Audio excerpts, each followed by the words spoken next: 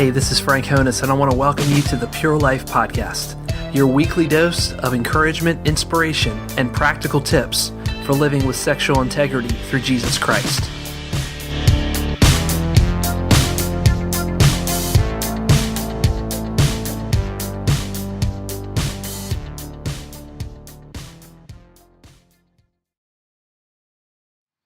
Well, hey everyone, this is Frank Honus, and I want to welcome you to episode 77 of the Pure Life Podcast. I hope that you had a fantastic Christmas, and it was just a great time for family, and you're able to see, family maybe that you haven't seen in a long time, and just spend that time reflecting on the real reason for the season, Jesus Christ. And in a couple days, we're going to be entering into 2014, and so there's all kinds of this sense of newness that comes with that, and I'm just excited as we go into a brand new year to think about all of the recovery goals that you and I could kind of have, and thinking of where you've come from in 2013 all the way into a brand new year. I do pray that you've had some really great growth points in your life, and you've been growing. Maybe obviously no one's perfect, and maybe you've had some slips, and maybe there's even been some relapses there.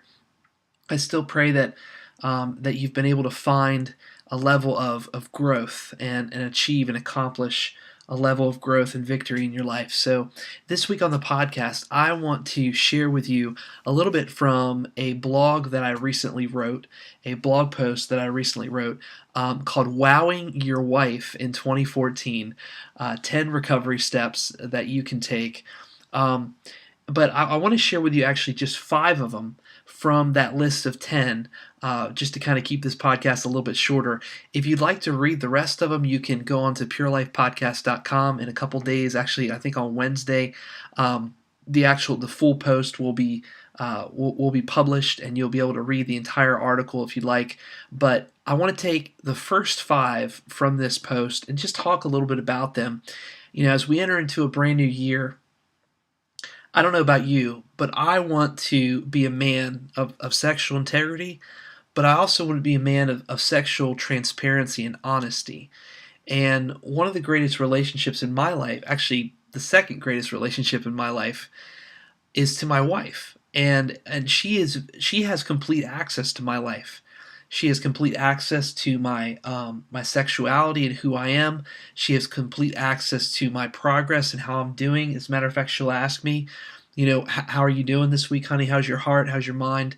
But I want to not just, do the minimum to be able to, as far as my my ministry to her goes and my sexual health to her goes. I want to impress her. I want to show her that I am serious about my sexual recovery. And I want her to see that through my actions. I want her to see that through my life. And so these are just some steps that you can take to, wow your wife, or even wow your spouse, whether it's you're a husband who has a sexual addiction, or a wife who has a sexual addiction. This is about wowing your spouse. This is about impressing and helping your spouse to see that you are serious about sexual recovery, that you're serious about your progress in sexual recovery from pornography, from masturbation, from fantasy, from anything like that. So I want to share with you a couple of those things. I can really see clearly over the past 4 years how much my addiction has hurt my wife. And I'm thankful today for my continual sobriety and for my wife's continual healing. But the truth is, if I could go back 4 years ago to my former self, there are some lessons that I've learned since then, and I would share those lessons. So these are just a list of things that I have learned. And if I could kind of time travel back, I would list, or I would share with my past self some of these steps that I would take.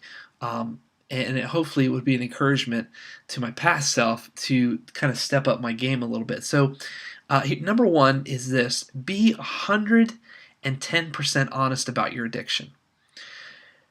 One of the byproducts of being a sex addict, I've said this before on the podcast, is that you're basically a complete liar.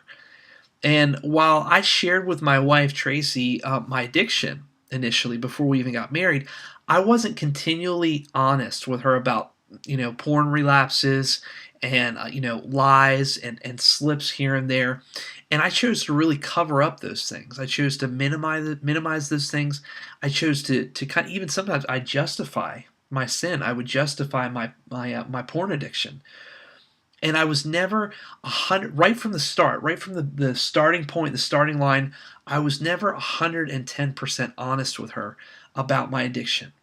And so if I could put one major lesson down for, that in 2014, for you to impress your wife, your husband, is to be 110% honest with that person. Tell all.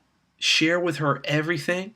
That doesn't mean you need to go into the gritty details, sexual details of your thoughts. And there's a degree that you have to kind of prioritize and kind of filter what you share in some ways. Not lie, but be transparent, but also share everything with that person. Be 110% honest. Don't lie. Don't try to cover up the truth. Don't try to justify or minimize your sin. This is the time to get clean. This is the time to start brand new. And so it's time to be 100% honest about your addiction. Number 2, confess everything. Confess everything. The major idea here is that we as men and women, we're afraid to bear all of our weaknesses to a complete stranger, let alone our spouse, right? Let alone our wives or husbands. But the more we deceive and try to skirt the truth, the deeper that we go into our addiction, and the more distance that we put between those we love, especially our wives and our husbands. And so this kind of goes along a little bit with number 1, but at the same time, it's a different idea that we need to stop being afraid to share and thinking that if somehow, I can't share this with my wife, I can't share this with my husband because they'll leave me. Well, the truth is this, is that, you're right. They might possibly leave you. There might possibly be, separation there, or God forbid, but, obviously I know some couples have been divorced over this kind of thing, but even if they leave you, right, even if there's that separation, how much do you want to become free? What are you willing to give? Is your so-called marriage, even though it's not really a marriage, if you're addicted to pornography, you're not being real with her? I mean, what are you willing to do to get free of your porn addiction? So is it worth for you to confess everything? Because that's, if I could tell myself one thing, I'd say, you go back, confess absolutely everything. Because the truth is, my wife just wants me to be honest with her. She wants me to be completely honest with her. And yes, God forbid, but if I were to slip or relapse at this point in my recovery, absolutely it would hurt her. She would be devastated. But I know more than anything that my wife would want me to be first honest with her. And I pray that we would be able to kind of work through any kind of slips or relapses or anything like that because of the progress I've made, but because I'm not, intentionally trying to hide anything. So number 2, confess everything, no matter what. Even if you're afraid, go to that place, go to that person, and share everything. Number 3, don't hesitate to give up all sources of struggle. Don't hesitate to give up all sources of struggle. So believe me, men, believe me when I say this, that you can live without your MacBook. Okay, you can live without your iPhone, your iPad, whatever that is, your Xbox, but you cannot afford to lose your marriage and your family. Even if it's for a season, ask yourself this question: what am I willing to give up so that I can be free? What am I willing to surrender? Am I willing to give up my toys and my devices, so that I can find healing? Okay, it's not the end all, the be all to your healing and recovery by just giving up, the sources of struggle. But don't hesitate to give up those things. Do those things matter so much to you that you're willing to keep, the potential for porn, for an addiction in your life, because you won't give up your toys, because you won't give up your gadgets? It's not worth it, guys. Men, women, it's not worth it to hold on to those things. There are things in my life, and I'm thankful that there are that there are filtering and there's accountability software and things like that I have on this very computer that I'm recording this podcast, my iPhone, my iPad, and I'm thankful that I didn't have to necessarily give those things up because there are systems in place, but everybody's different. And for the guy over here, it might take giving up these things for a season, whereas the guy over here, you know what? I'm going to put this software on here. I'm going to put some filtering, some accountability software on here that's going to help me and protect me. But don't hesitate to give up all sources of struggle. And if that even extends to, the route that you take to work, go another route, right? Don't walk by that store that triggers you. Don't talk to that person at the office that triggers you. Even sources of triggers in your life, give those things up. They are not so important as to they're not important enough to steal your sobriety and your healing. So that's number 3. Number 4, find support now. Find support now. While you are always accountable to your spouse, it's probably not wise to use your husband or your wife as your sole source of accountability. Finding men who can encourage you and finding men and women who can encourage you and ask the hard questions is really the key to your recovery and healing. Accountability partners, a good support group can make all the difference between success and failure. So when do you need to find help? Right now. Like pause this podcast, you can come back and listen to it later and find the support you need right now. I find so many people are stopped in this place where they think that they can find their healing and recovery by themselves. And if they're Christians, if they're a believer, then it's me and God and no one else. And that is one of the biggest lies that a person can believe, that you can figure this out on your own. I'm sorry, you can't. You're not strong enough. You're not big enough to do it by yourself. So you really need to find that support right now. Accountability groups, support groups, accountability partners, reach out to people in your life. Do it right now, because without those sources of support, you can't do it by yourself. And don't just use your spouse as your form of support, because truthfully, they are walking through a recovery of their own. They are walking through a recovery from being married to someone who has an addiction, and it's not necessarily their job. I mean, obviously they're going to want you to be honest with them, but it's not necessarily their job to keep you accountable. Now, again, that's different because every marriage is different.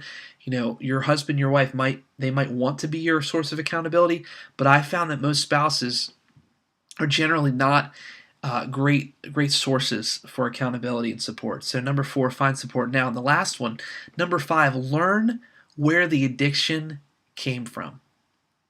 This is probably one of the biggest steps that you can take in your support or in your road to recovery and your healing. Most likely, porn has hooked you even before you met your wife or your husband. And it's important for your own life and the welfare of your marriage that you know what the source of the addiction is. What do I mean by this? I mean, how far back does it go? Can you even remember what caused you to first look at pornography? How did you discover porn? Learning where the addiction began, learning what's beneath the addiction, digging down to what's underneath, what causes you, what drives you to look at pornography. It's a question I ask a lot of men. What triggers you? What are you feeling when you use porn? Is it the simple acronym, hungry, angry, lonely, tired, right?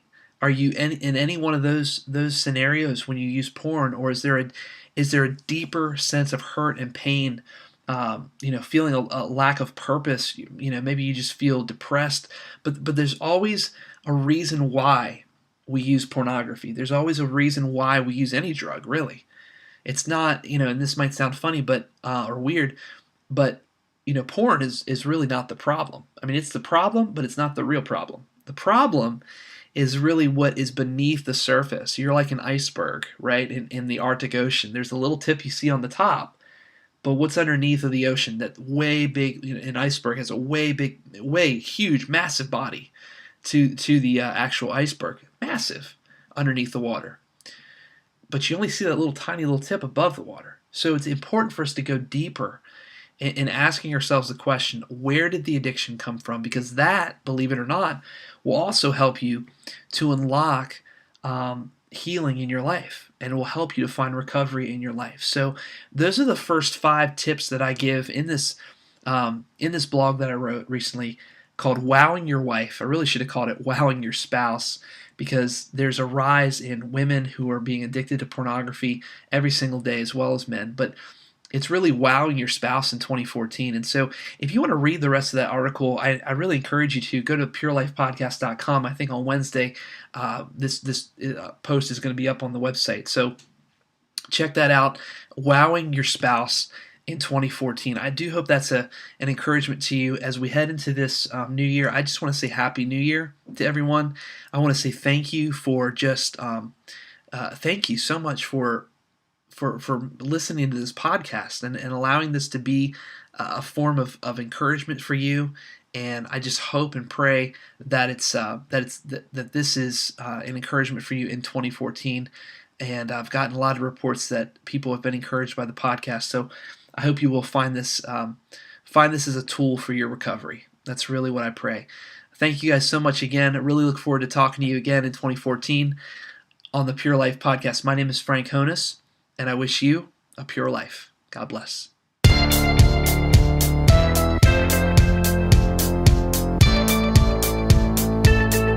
Hey everyone, thanks for listening to the podcast this week. I want to encourage you to check out our website, purelifepodcast.com, for a lot of great blogs and resources and podcasts from previous episodes to help you along in your journey for sexual purity. Remember, you can listen to the podcast on our website, iTunes, and Stitcher Radio. And if you need to contact me for any reason, if you have questions or comments, email me at frank@purelifepodcast.com. That's frank@purelifepodcast.com. See you next week.